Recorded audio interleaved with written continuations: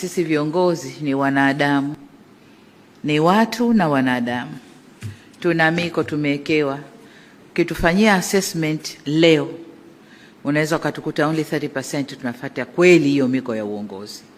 Sasa mna kazi ya kutulea huko na kuangalia ujazaji tu form na kukuleteeni ile tunafanya sana, lakini matendo mengine yetu binafsi huko ni mambo mengine. Kwa hiyo naomba mkasimamie maadili kwenye utumishi wa umma. Tumeharibika leo hii.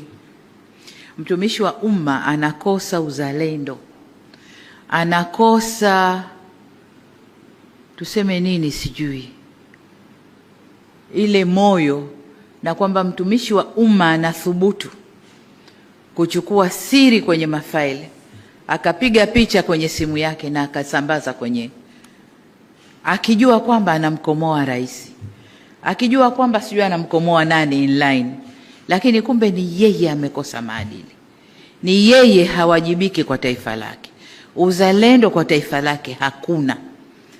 Kwa hiyo hayo ni mambo ambayo yapo. Hilo ni moja, lakini kuna mengi ndani ya utumishi wa umma.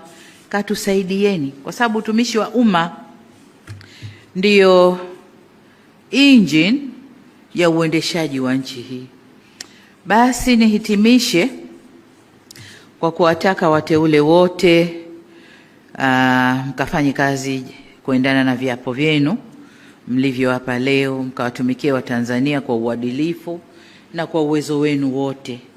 Taifa hili ni letu, wawajibikaji wa kulijenga taifa hili ni sisi.